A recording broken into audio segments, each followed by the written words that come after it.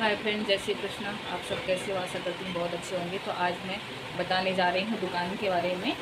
और आप मेरे वीडियो पे नए हो तो प्लीज़ सब्सक्राइब करें, सपोर्ट करें। अभी आप देख सकते हैं तो ये जो मेरी दुकान है, मैं ज़्यादातर करके ना सीजन स्टोर ही करती हूँ। जैसे कि ये मेरे रेंट पे है, तो इसका भाड़ा जो है 6,000 है। तो मतलब डेली खोलती हूँ तो डेली के हिसाब से आपने देखा होगा, हमेशा मैं मसाले का 10 रुपये वाली ही पैकेट बनाती हूँ।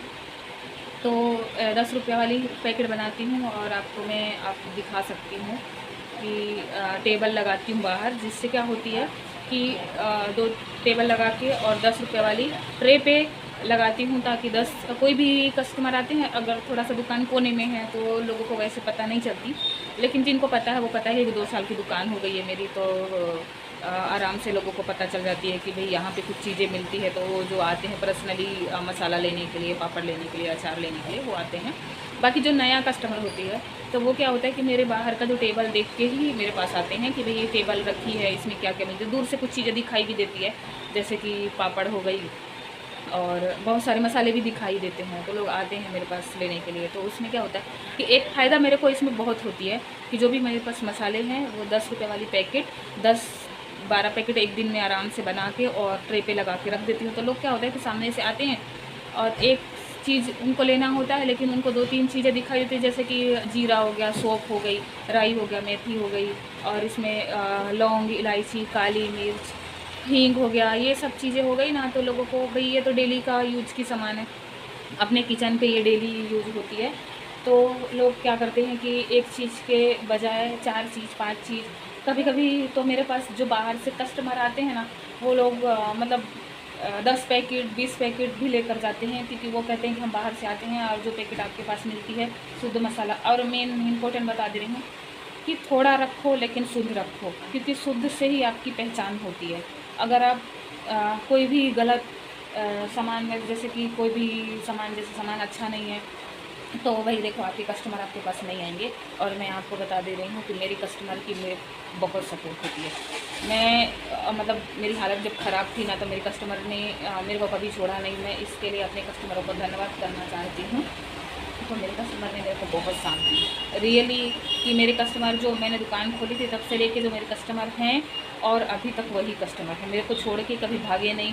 जबकि मेरी तबीयत ख़राब की वजह से, मेरे हस्बैंड की तबीयत ख़राब की वजह से दुकान काफ़ी टाइम बंद थी।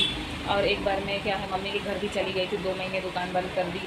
इसके बाद मतलब मेरे हस्बैंड की तबीयत ख़राब थी, तो 1 से 1.5 महीने बंद थी। तो मतलब मैं इस 2 साल में कम से कम 4-5 महीने दुकान बंद थी। इसके बाद भी जब भी दुकान खोली तो मेरे कस्टमर मेरे पास आ जाते थे और मेरे से हाल चाल पूछते थे कि भाई क्या हो गया, आपकी दुकान बंद थी, हम आपकी दुकान के पास आते हैं। और हमने कभी किसी से, जब हमको ज़रूरी चीज़ हो जाती थी तो हम लेते थे, बाकी हम हमेशा आपकी इंतज़ार ही किए हैं कि आप दुकान खोलोगे तभी हम लेंगे आपके पास से। तो उनके लिए मैं बहुत धन्यवाद कहती हूँ। और आपको बता दूँ कि मैंने दुकान पे लोन भी रखी थी, तो एक किस्त मेरी आ गई है और अभी दूसरी आने वाली है। तो एक किस्त आई थी और आने के बाद मैंने सीजन स्टोर में, जैसे कि मेरी पहली जो किस्त आई थी वो अप्रैल के महीने में आई थी, तो मैंने मसाला वसाला काफ़ी ली थी। इसके बाद मैंने सारा सेलिंग भी कर ली। तो सीजन स्टोर थी, तो फिर सीजन के बाद सारे मसाले मेरे ख़त्म भी हो गए, तो अभी क्या दूसरी आने वाली है। तो पहले भी मेरी ₹1,00,000 का किस्त आई थी, अभी भी ₹1,00,000 का किस्त आई है। बट ये थी कि उस टाइम पे किस्त आने के बाद मैंने मसाला स्टोर की, मसाले सेलिंग भी की। उसके बाद मेरे हस्बैंड की तबीयत ख़राब हो गई, तो मेरी थोड़ी प्रॉब्लम्स ज़्यादा बढ़ गई, स्थितियाँ थोड़ी ख़राब हो गई। तो उसके वजह से मेरी ये दुकान जो है वो खाली हो गई थी। इसके बाद से जैसे कि वो ठीक हुए, तो थोड़ी अभी कहते हैं ना कि जब हालत ख़राब हो गई, मेरे हस्बैंड उस टाइम पे कुछ काम नहीं था, तो पैसे भी नहीं थे उनके पास और मेरे पास भी, क्योंकि दुकान में पूरी तरह से बंद, उनके सेवा में लगी हुई थी, तो दुकान बंद ही रहती थी तो ज़्यादातर करके। तो उस टाइम पे थोड़े से मतलब मेरे कुछ अपने लोग थे जो पैसे दिए थे, मैंने उनसे पैसे ली थी, तो थोड़ा बहुत उनका भी मैंने अभी हस्बैंड जॉब करते हैं तो उनसे पैसा मैं चुका रही हूँ इसके वजह से अभी। लेकिन फाइनली मैं इन सब चीज़ों से बाहर आ चुकी हूँ। आपको बता दूं कि जो भी प्रॉब्लम्स थी उनसे सबसे बाहर आ गई हूँ और मेरे प्रभु मेरे साथ थे।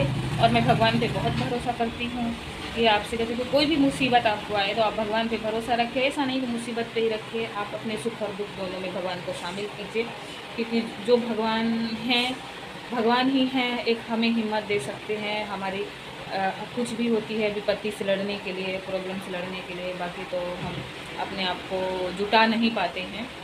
तो मैं भगवान से हमेशा जुड़ी रही, तो भगवान आज मुझे अच्छे दिन ला दिए हैं। हाँ, बस थोड़ी पैसों की प्रॉब्लम आई थी, जो अभी धीरे धीरे करके प्रभु की मर्ज़ी से सब कुछ अच्छे से चल रही है। और अभी फाइनली दूसरी किस्त भी आने वाली है मेरी। मैंने सारे रिन्यू करा दिया, सारे डॉक्यूमेंट मैंने कंप्लीट कर ही दी है। अभी एक आध हफ्ते में शायद बैंक वाले विजिट के लिए आ भी सकते हैं। इसके बाद इस महीने या अगले महीने तक मेरी आ जाएगी। और अभी अगले महीने जैसे आएगी और नहीं भी आएगी तब भी मैं थोड़ा अपने से मतलब दुकान में सामान भरने के अगले महीने सातम मतलब कि जन्माष्टमी, मैं गुजरात में रहती हूँ तो हम लोग जन्माष्टमी को सातम बोलते हैं, आठम बोलते हैं। सातम आठम में के टाइम पे जो जैसे बहुत ज़्यादा चीज़ें चलती है वो होती है कि जैसे कि नाश्ते का आइटम हो गया है ना, तो वो भी मैं रखती हूँ तो सीज़न के हिसाब से। तो वो गुजराती में क्या नाश्ते होते हैं वो भी मैं आपको दिखाऊंगी। तो मेरी वीडियो पे अभी देख सकते हैं, ऐसे मैं खड़े मसाले रखती हूँ। पीछे ये सारे डिब्बे होते हैं, जैसे कि ये काली मिर्च